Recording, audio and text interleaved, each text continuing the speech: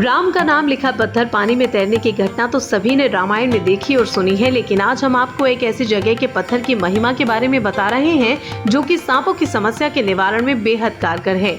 जी हाँ, ये बेशकीमती पत्थर है गरुड़ गंगा का। ये वो स्थान है जहां भगवान विष्णु के वाहन गरुड़ जी ने करीब 30,000 वर्षों तक दिव्य तपस्या की थी।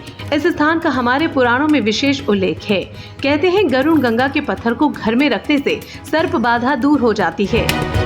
इस गरुड़ गंगा के किनारे भगवान विष्णु का मंदिर है, जिसमें भगवान विष्णु और माँ लक्ष्मी जी के अलावा गरुड़ जी की मूर्ति है। श्री बद्रीनाथ मंदिर के धर्माधिकारी आचार्य श्री भुवन चंद उनियाल के अनुसार इस नदी के पत्थर को घर में रखने पर सांप का भय नहीं रहता। अगर किसी व्यक्ति को सांप डस ले तो सांप के डसे हुए स्थान पर गरुड़ गंगा के पत्थर को पानी के साथ घिसकर उसका लेप लगाने से सर्प विष कम किया जा सकता है।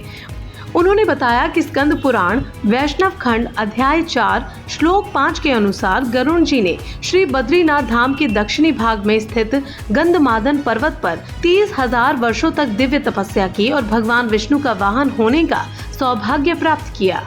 गरुड़ गंगा मंदिर को श्री बद्रीनाथ धाम का प्रवेश द्वार भी कहा जाता है। ये स्थान पाखी गांव में गरुड़ राज की तपस्थली दशोली और पैनखंडा के बीच उत्तर वाहिनी नदी गरुड़ गंगा के पास स्थित है। पाखी का पौराणिक नाम पंखेश्वर है, जो कि अब पाखी गरुड़ गंगा नाम से प्रचलित है।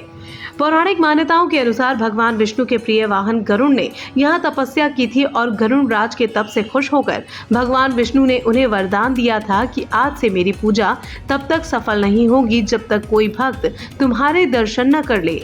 इसका उल्लेख स्कंद पुराण के केदार खंड में है। गरुड़ गंगा का जो पत्थर है उसे घर में रखने पर सांप का भय नहीं रहता। साथ ही किसी व्यक्ति को अगर सांप डस ले तो गरुड़ गंगा के पत्थर को पानी के साथ घिसकर उसका लेप लगाने से सर्प का विष कम किया जा सकता है और इसकी पूजा करने से काल सर्प योग से मुक्ति मिलती है।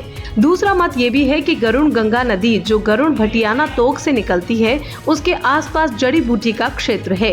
ये घाटी हर्बल वैली है, जिस कारण इस नदी का पानी साफ और स्वच्छ है, जो भगवान बद्रीनाथ के चरणों को स्पर्श कर अलकनंदा में मिल जाती है। इसीलिए इस स्थान का महत्व अधिक है और पूजनीय है।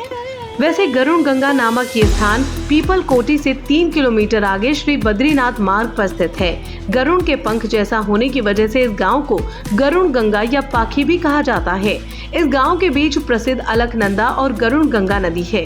भुवन उनियाल जी के अनुसार भगवान विष्णु से वरदान प्राप्त करने के बाद गरुड़ जी बाद में श्री बद्रीनाथ धाम पहुंचे और यहां गरुड़ शिला नामक स्थान पर 3 दिन की तपस्या करने के बाद उनका भगवान बद्रीनाथ जी से पुनः साक्षात्कार हुआ।